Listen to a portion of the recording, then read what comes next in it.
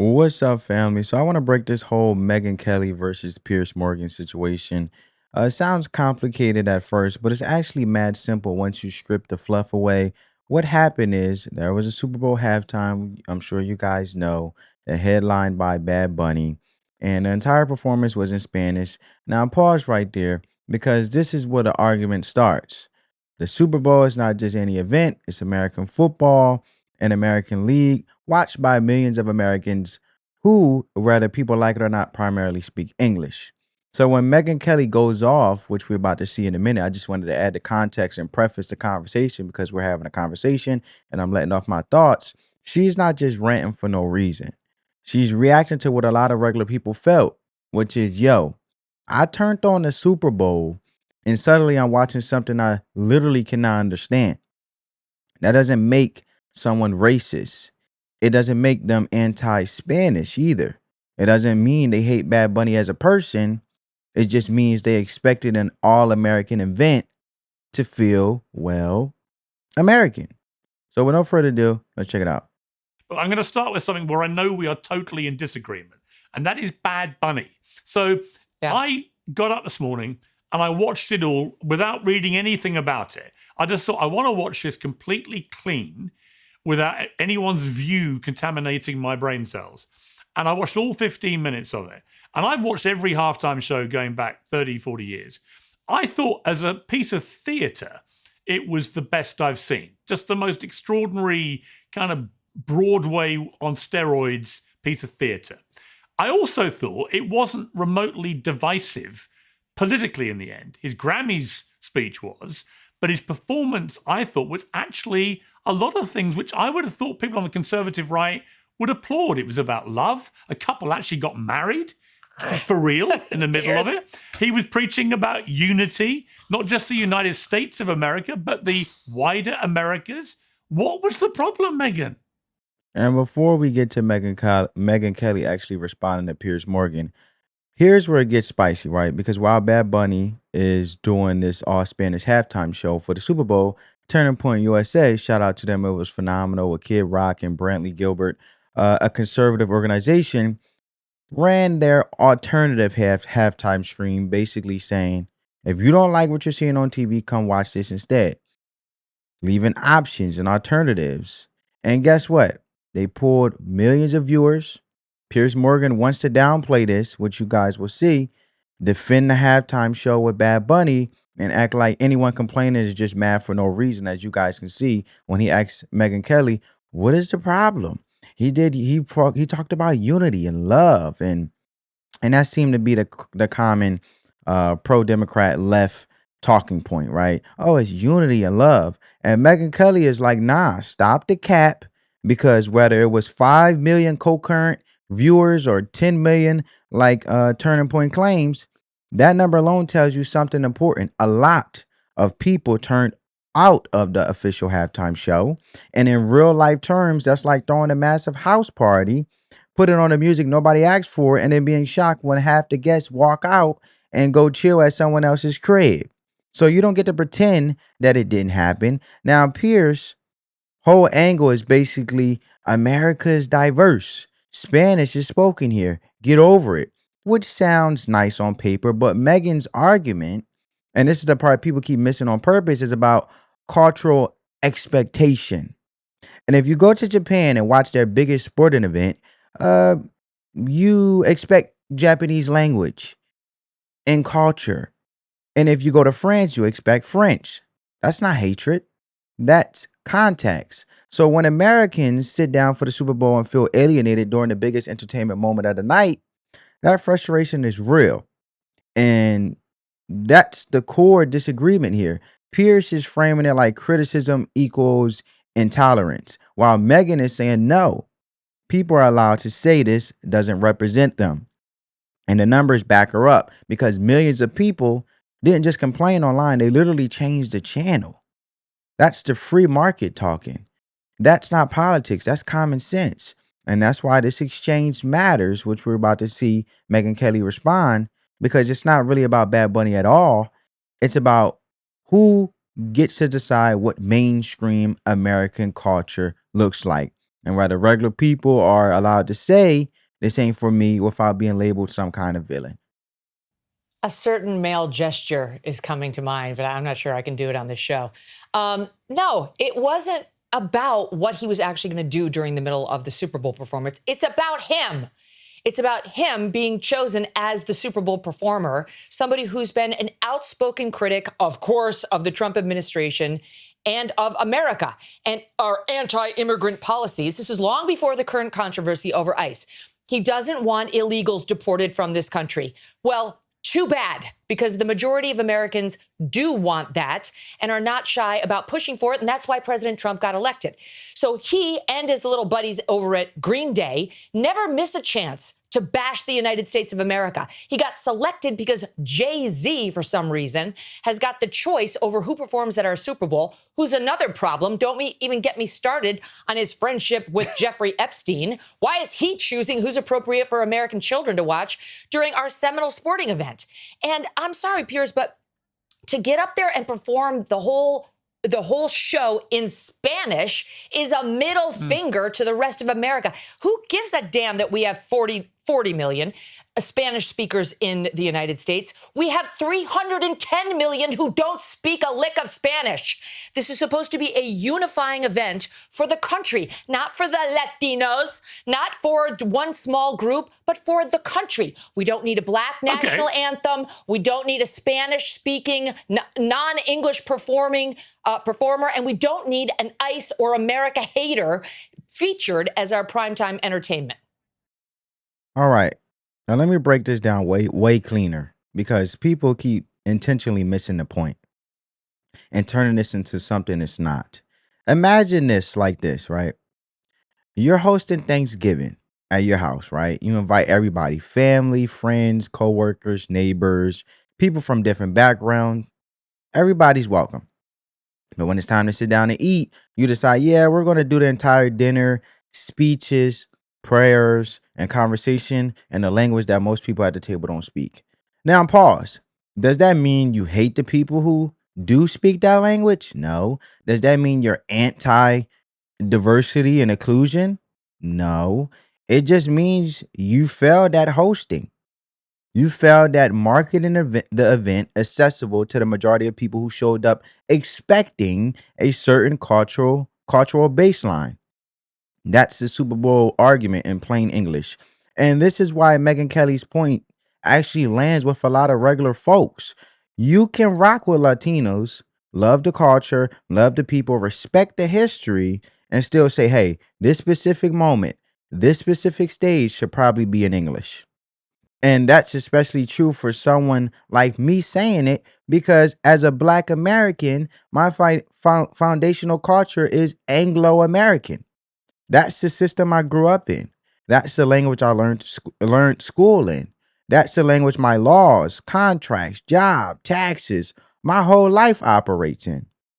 So when the biggest American sporting event puts on a halftime show that most Americans literally cannot understand, people feel brushed aside, not attacked, not oppressed, just ignored, very much ignored.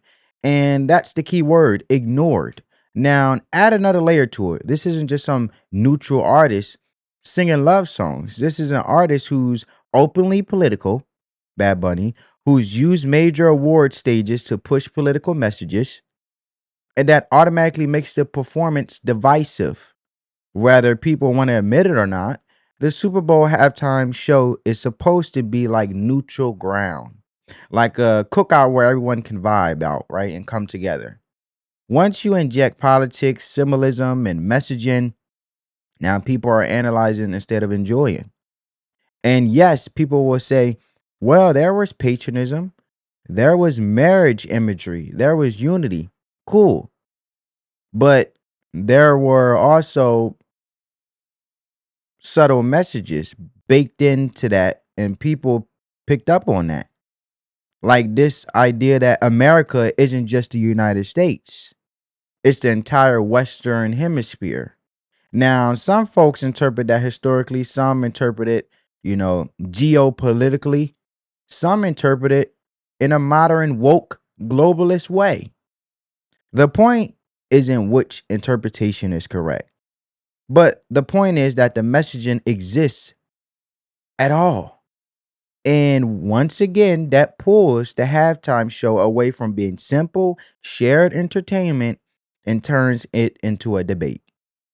And then people try to gaslight everyone by saying, oh, you're just mad because it was Spanish. No, you can stop that. If the halftime show was entirely in Chinese, Japanese, Arabic, French, Italian, literally any non English language, people would have the same exact reaction, in my opinion. Let me know you guys' thoughts about that down in the comments below and get this video a big thumbs up, please. But period, I think people will have the same reaction because this is not about race. Spanish is not a race. Spanish is a European language. That's Spain, Europe, right? This is about language as a cultural glue. English is how America functions. Even if it's not officially written down on paper, culturally, practically, socially, English is the default. That's not hatred, that's reality.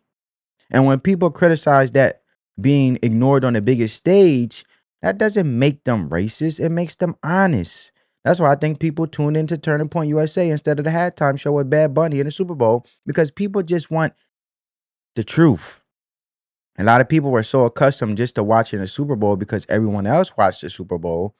But now that there's an alternative, and now they have unchecked themselves out of the matrix and basically said, oh, so we don't have to just watch the Super Bowl halftime just because it's in our faces and everyone else is doing it at all. And that's the beauty of it. Our alternative was there. The truth was there. And America, the United States of America, have always been backwards for other countries. Rather you're Islamic, you bring your culture over, your religion, and we respect it, with amendment rights, freedom to religion and so forth. Individuals wear their hijabs. But it seems as though Americans and the United States of America always been backwards for other countries while they spit in our face and basically take advantage, create wealth over here and send it back to their countries. And it's time we at least be respected. That's why I support Donald Trump saying, hey, we should make English the necessary default language and it has to be learned, right? And there's nothing wrong with that. That's upholding our American culture. And this is where, right, Piers Morgan is about to jump in with the America has no official language argument, which sounds smart but completely dodges how culture actually works in real life. Laws don't run culture, people do. And culturally, English is a shared lane that allows 300 plus million people from different backgrounds to communicate. Ignore that at your own risk. Okay, what is the national language, officially the national language of the United States of America? I mean, English. And there's been a push for many years to make it an official, you don't have one. Documented thing. You don't have one. If you would have let me finish my comment, I would have pointed that out, but people have been pushing to make it official. Okay, right, so you're trying to make official. This attitude that you have right here is why you in Great Britain have lost your culture. You ceded your culture to a bunch of radical Muslims who came in and took over, and now it's gone. We're not allowing that here. Whether it's Hispanic, whether it's Muslim, it's not happening in the United States of America. That's why President Trump was elected. And whether it's Bad Bunny, who is American but refuses to speak English in his performances, or anybody else, we have to keep the Super Bowl, which is a quintessential American event. Football, that kind of football, is ours. They call it American football. And the halftime show and everything around it needs to stay quintessentially American. Not Spanish, not Muslim, not anything other than good old-fashioned American apple pie. There should be a meatloaf, maybe some fried chicken, and an English-speaking performer. That's what the Super Bowl should be. Love me some meatloaf, man. Mashed potatoes, gravy. But anyway, let's slow this down all the way down and really unpack what's being said here, because people hear this type of argument and immediately jump to the most extreme interpretation instead of actually listening to the core concern. What's really being argued isn't just, I didn't like a halftime show. It's deeper than that. The argument is symbolic. It's about identity. It's about what America is and whether it can just morph into anything and still be the same thing. So let me give you a clearer analogy, right? Imagine you got a company that's been around for 250 years. It has a logo, a mission statement, a way of doing business, a company culture. Now, and over time, you hire new employees. They bring new ideas, new foods to the break room, new music, new styles. Cool, that's normal. That's growth. But imagine if eventually the original mission statement gets tossed out. The logo changes completely, the core policies get rewritten, the language inside the company shifts, and 5 years later, it barely resembles what it started as. At that point, is it still the same company? Um, just because it's in the same building, or is it something new? And that's the heart of this debate. The concern being expressed is that America isn't just a random piece of land or an economic zone where you can plug and swap cultures like software updates and expect the core identity to stay intact. The argument is that America was built on a Pacific foundational framework, English common law, Enlightenment, political philosophy, uh, Protestant moral structure, individual rights theory, English language norms, and that framework largely traces back to the Anglo Saxon roots. Now, that doesn't mean America was ever pure or monoethnic. That's historically false. There have always been multiple groups here, but the claim is that the governing blueprint, the operating system, was Anglo influence. That's the governing blueprint. And if you remove the operating system, the device doesn't function the same way anymore. That's the fear. It's not about hating Latinos or any other group. I want to make that very, very clear. It's about believing that the foundational culture is what holds the structure together. And the Super Bowl becomes symbolic because American football is uniquely American. It's not soccer, it's not cricket, it's not rugby at a global level. It is a sport that is culturally tied to the United States. So when the halftime show feels detached from what people perceive as traditional American culture, especially linguistically, it triggers that deeper anxiety. Are we slowly replacing the core instead of building around it? Now, whether someone agrees or disagrees with that viewpoint is a separate debate. But that's the logic chain here. The belief is that America's strength historically came from having a dominant core culture, a dominant core culture that allow other cultures to exist within it, not replace it. Like a house with a strong foundation where you can repaint the walls, change the furniture, add decorations. But if you start ripping out the foundation itself, the house collapses or becomes something entirely different. So when people react strongly, it's because they see language, symbolism, and cultural messaging as signals of a broader shift. They're not just arguing about music, they are arguing about continuity, about whether American can remain recognizable if its foundational norms become secondary instead of primary. That's the real tension underneath all of it. That America has to morph into other countries to basically lose its identity or lose its authentic true self.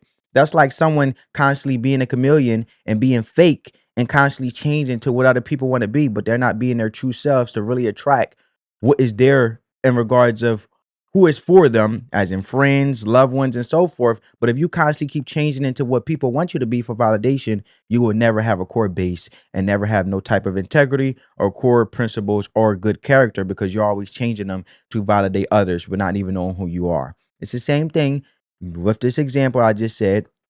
When it comes to an individual and them constantly changing who they are, it's the same thing when it comes to America and what Americans, true Americans, and how far this country has came with the privileges and the beauties and the bloodshed and people fighting for. And all shouts out to my servicemen and servicewomen from all branches of service, from the Navy to the Coast Guard to the Air Force, you name it, who fought for the beauty of this country. And we're not perfect, right? I want to make that clear. We're not a perfect country. We have growing pains, but we came a long way. Let's continue. Okay, two things. One, you've conceded you don't have a national language in the United States officially. And secondly, the language you do want to be your official language is my language, the language of the country you think has gone to pot. So my obvious follow-up is, Megyn, why do you want English as your national language if you think England has gone to hell in a handcart? Piers, I think those medications for your hip have gone too far. We need to dial back a pill or two, okay? We want something that we can all understand. I don't think Bad Bunny used his appearance to bash America, but I can't be sure because I didn't see any subcaptions on his Spanish language performance. But what about Pavarotti? They chose What about Pavarotti? two America haters. What about Pavarotti, who Donald Trump in 2016 in particular would use at every campaign rally? He's used it at the RNC, right, as a triumphant tub-thumping anthem. Well, no, hang on. Not only Pavarotti. I've been to lots of Trump rallies. Pavarotti gets a song, maybe but two. He sings, but when he sings Nessun Dorma in Italian, I don't see you leaping up and down and going, I can't understand a word of it. You're probably singing along. I don't remember him being the Super Bowl halftime show, was he? Well, would you have minded if he was? Yes, I would have, because we feature English-speaking performers at the quintessentially American event of the Super Bowl. We do Michael Jackson. We do Whitney Houston. We do great bands that love America, like American rap. That's a different situation. This guy who can't stand the country comes out and starts speaking in Spanish, and I'm sure the people in South Florida really enjoyed it. The people in an American territory, Puerto Rico, really enjoyed it. But the people in the heartland had no idea what the hell was happening. This is a guy who loves to parade around in a dress, who again hangs out with Jay-Z and his Epstein-loving pals, who gets up there when he's not bashing America with his pals at Green Day, who are from the far left People's Republic of California, who have never missed a chance to rip on Trump, MAGA, half the country, or ICE, and that's something they share with Bad Bunny. That's not representative of what the heartland wants to see. And the heartland always gets the middle finger from people like Jay-Z, like Roger Goodell, who should know better, but he's a panderer who runs the NFL. Proves my point. When you constantly seek validation, and now you're basically, what is a man to gain the world and lose his soul? So if Roger Goodell can do this out of disrespect and spitting in America's face, United States of America and Americans, then that man is truly bought and doesn't stand for anything. And that's why you had probably closer to 10 million people turning the channel and turning to the Turning Point event, which was pro-American, which was absolutely beautiful, which had several references to God and faith and this country, which had a tribute to Charlie Kirk at the end of it, and talked about Jesus and how he can change your life. That's what America's all about. We are founded as a Christian nation. We're still a Christian nation. And what we want is somebody up there to celebrate how freaking special this country is, not a bunch of people who can't stand us. And over what? Over our desire to get illegal immigrants who are raping and molesting our children out of our country. That's all ICE is doing. Okay. Yes, indeed. Yes, indeed. Shout out to Megyn. Thank God for her spreading the truth. Spreading the truth. Now, before we continue, this is not about Piers Morgan or Megyn Kelly. It's about assimilation, culture, and whether a country can survive if it stops expecting people to plug into its core identity. So let me give you a different analogy. Imagine you join a basketball team. A lot of analogies here, I know. Nobody forced you to try out. You chose to be there. Now, when you join that team, there's already a playbook. There's already a language they use for plays. There's already a jersey, a system, a way they practice. Now, imagine you show up and say, nah, I'm not running your plays. I'm not learning your terminology. I'm keeping my old team system. And actually, if you ask me to adjust, you're oppressive. You are oppressive. That team is going to have friction, not because they hate you, but because you're not syncing with the system that already exists. That's the assimilation argument in simple terms. The claim being made is that historically, people came to America and they adjusted to the American system. They learned English. They adopted the civic norms. They plugged into the existing framework. And because they did that, things were smoother. There was cultural pressure, not government force necessarily, but social expectation. Like, hey, if you're here, this is how we do things. And over time, that created a shared identity. Now, fast forward to today, And the complaint is that the message has flipped. Instead of come here and integrate into the system, the message is come here and keep your old system fully intact. And if anyone suggests adapting, that's oppression. That's racist. Right? And the argument being made is that when assimilation becomes framed as something evil, when people are told learning English or adopting traditional norms is white supremacy, quote unquote, you remove the glue that holds a society together. Language is glue. Shared values are glue. Shared moral assumptions are glue. Without glue, pieces don't stick. And when you combine that with mass immigration, meaning large numbers of people arriving at once, you remove the expectation to integrate. You are going to get friction. That friction is what people call the cultural war. The cultural war, really. It's not just random outrage. It's two different visions of what the country should look like competing in real time. One side says America is an evolving idea that can consistently redefine itself without losing its essence. The other side says no, if you fundamentally replace the dominant culture, you don't have the same country anymore. And you have something new wearing the same name. In the UK, example gets brought up because some countries are now considering government policies to enforce integration, language requirements, civic tests, things like that. But the argument here is that ideally, you wouldn't need laws to force assimilation. The culture itself would naturally encourage it. Like when you move to a new neighborhood, you don't need a city ordinance telling you to cut your grass. You just see everyone else doing it and you follow suit because that's the norm. The fear of being oppressed, not oppressed, the fear of being expressed is that those norms are weakening. And when norms weaken, government steps in. And once government has to manage culture, you're already in deep waters. So when people react strongly to something like a Super Bowl at halftime, being entirely in another language, they are not just reacting to music. They see it as another signal, another data point in a broader shift where the foundational culture feels like it's being deprioritized. Whether someone agrees with that interpretation or not, that's the emotional and logical framework behind the backlash. It's not just random anger, okay? It's about identity, cohesion, and whether a country can remain recognizable if the expectations that once unified it are slowly removed. All right. So now that I got that down, I hope you guys get where I'm coming from.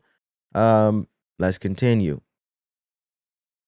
A different view of Bad Bunny, which is he's the son of a truck driver and a teacher, born in Puerto Rico. He's an American, born there, naturalized American.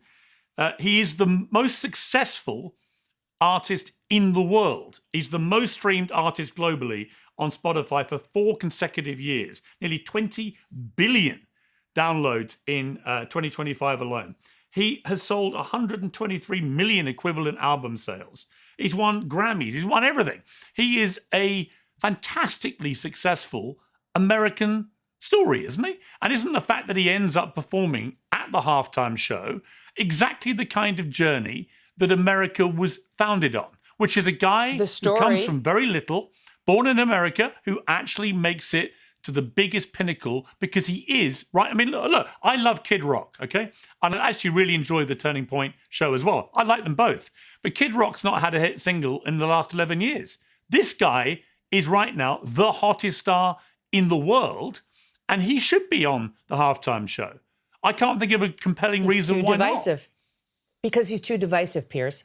I'm giving you the reason. Maybe because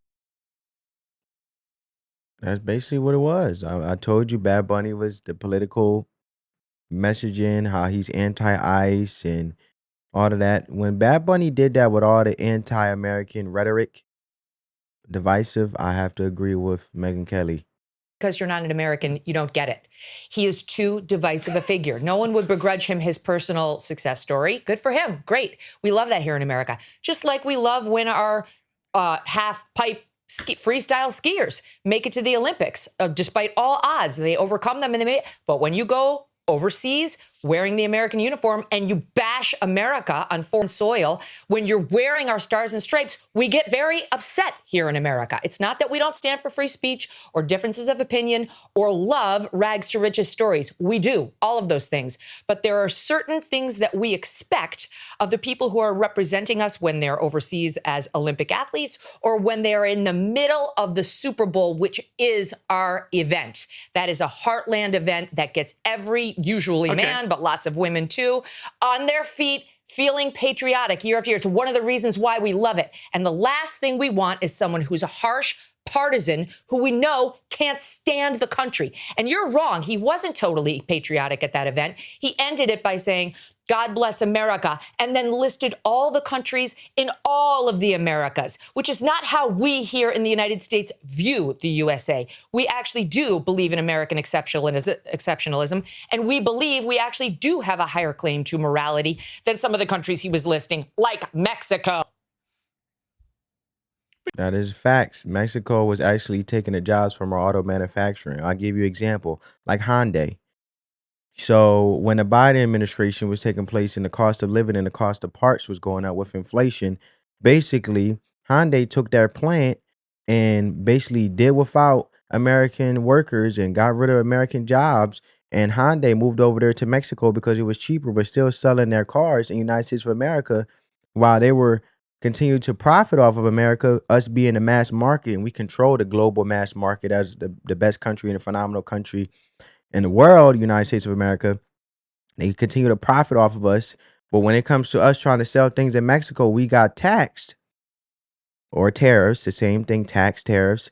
When it came to us selling things in Mexico, but when it came to Mexico, you know, and the Hyundai plant being over there in Mexico, still shipping their cars over here and selling to American customers, we didn't tax them until Trump got in office in the name of tariffs, which is taxed them for doing business here, which made strategically from a business perspective, made Hyundai come back and the auto manufacturing brought back to America because Trump said, we won't tax you if you do business here in America to sustain and maintain and upkeep and keep those American jobs that the Biden administration had lost at the detriment of their ignorance, continue to hurt the job market while they juice the numbers to make the job market and the job reports look as if there was all these jobs being added, which they didn't really exist. They juiced the numbers to make it like the job reports were right when really we were losing jobs. And Trump actually protected our country and making sure those jobs come back.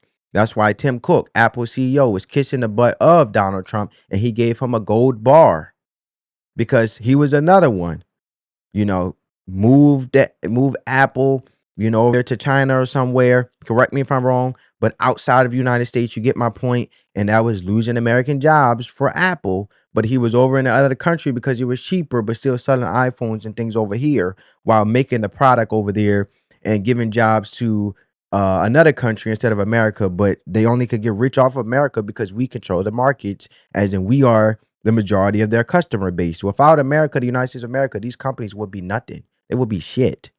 All right. So I'm going to land this plane, right, and really tighten this up. And I'm going to close here because this is where the business angle comes in. And people forget that part.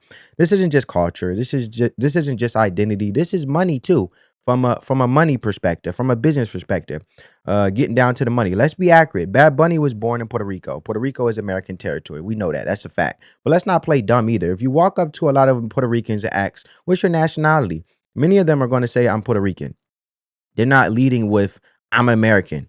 That's just reality. There's nuance there. So when people act like this is some super simple, clean cut situation, it's not. There's layers. Now, on the NFL side, let's keep it 100. The NFL is a business, period. This isn't a charity. This isn't a cultural preservation society. It's a billion-dollar corporation. Their job is to grow the brand, expand the audience, and make more money. How do you grow? You go global, which I believe, in my opinion, the NFL will never be like soccer. It will never be able to expand that much. First of all, it's too late, and it's an American sport for a reason, embedded in American culture, and we created the sport within the roots of it being American. So when you look at all that, right, trying to tap into the international markets, no matter how diverse the NFL try to be, I don't believe it will ever be. That's my opinion. Let me know what you guys think in the comments below. But you get where I'm going with this. You go global. They're trying to go global. They're trying to expand and make more money. They're trying to tap into the international markets. You pull in Latin America. You pull in Europe. You pull in Asia. So from a straight business standpoint, putting that international megastar on the halftime stage makes sense if your goal is expansion. That's corporate logic. That's capitalism. That's not ideology. That's dollars. But here's where the tension kicks in. If you are exporting American football to the world, the question becomes, are you exporting American culture with it? Or are you reshaping a culture to appeal to the world? And that's the fork in the road. That's where Roger Goodell, who is the commissioner of the NFL, who allowed Jay-Z to pick these performers for the halftime performance with this long-time partnership. I feel like they sold out America and spit in America's face disrespectfully. And they should be held accountable for it, because I believe that you should speak English when performing in a halftime show, right? I'm a Black American, Black culture. I understand how it goes, hip hop and things like that. Is everyone fine last year when it came to Kendrick Lamar and Dr. Dre and Snoop Dogg and all them? Is everybody fine of hip hop? No. And, some Black individuals may not be fond of country music, and some white people may not be fond of hip hop music. That's my example I'm using. But the simple fact is, it was English, right? So the culturalistic diversity from a culturalistic standpoint was never the problem. Just speak English in the name of the Anglo-Saxon culture that I'm from in America, right? We all speak English in cohesion. But that's the fork in the road.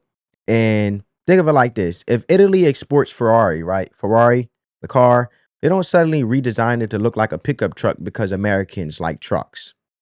We big on our Rams and our F-150s, baby, our Chevys. But no, Ferrari doesn't conform to American culture. The appeal is that it's Italian, the Ferrari car. It carries Italian design, Italian identity, Italian flavor. That's the brand. So the argument some people are making is, if you're going to export American football, export the American culture flavor with it. And I agree. Don't dilute it. Don't remix it to the point where it's unrecognizable. But again, the NFL can do what it wants. It's their stage, their money, their strategy. Unfortunately, in a way, but capitalism, I support capitalism all the way. But it's just unfortunate how they going out sad like this at the cost of Americans, and the Americans being our core base. Because as Megyn Kelly said, you may have 40 million Spanish speaking people, and no disrespect to my Latinas, Hispanics, Spanish people, Puerto Ricans, but then you have 310 million American English speaking people, which is the core of American football. So when you look at that, if you dilute the core or remix it to conform to something else, you really lose the history of it, and it becomes meaningless. So while the beauty of the sport, and for those and children who want to be and aspire to be NFL players and really look at the NFL, you sort of disrespect. You spit in the United States of America face and Americans' face, but you also disrespect the American culture embedded in American football, and which created the sport in the first place, if you get where I'm going with this. So, like I said, it's the other side of capitalism people ignore, right? When one company makes a move, it creates opportunity for somebody else. And if the NFL goes globalist and leans into an international appeal, that leaves space for organizations like Turning Point to say cool. And I'm all for it, because then I think, NFL will actually see you should never do that in the first place. It's no different from, I have a core value of, I don't forget where I came from. I don't forget the people that was there for me when I had nothing. Right? I don't forget the people that was there for me and rock with me from ups and downs when I'm up. And I believe the NFL is totally forgetting when they were down in their roots and what got them this far. But like I say, it opens up the space for organizations like Turning Point, and they're going to recognize real quick. But Turning Point going to say, cool, we'll capture the audience that feels left out. That's the free market. That's supply and demand. And millions of people feel culturally disconnected from the halftime show. Somebody's going to build an alternative product to serve them. And finally, right? Finally, someone had the guts, and then Turning Point USA had the guts. And if that alternative pulls 5 million, 10 million viewers, guess what? That money's there too. So in a weird way, both sides can win financially. The NFL expands globally. Turning Point monetizes traditionalist backlash, and that's how the market works. So at the end of the day, this isn't just a moral argument. It's not just a cultural war argument. It's identity plus economics colliding at the biggest televised event in America. Some people see evolution, some people see erosion. Some people see smart branding, others see cultural retreat. But the biggest conversation is about what direction the country is moving in and who feels represented when a spotlight hits. And that's why something as simple as a halftime show turns into a national debate. So yeah, that's the breakdown. Let me know what you guys think. Like, comment, subscribe, all that. We keeping it real over here. Love you guys. I appreciate you for rocking with me. Look, man, I'm just so humble for to see how the channel is growing and I'm able to, have a conversation with you guys and give value. My whole goal is to give value and pour some value into you guys' lives and go as far as the broad, dramatic conversation, but actually have a productive conversation, And that's all we're doing is having a conversation. Love you guys. Peace.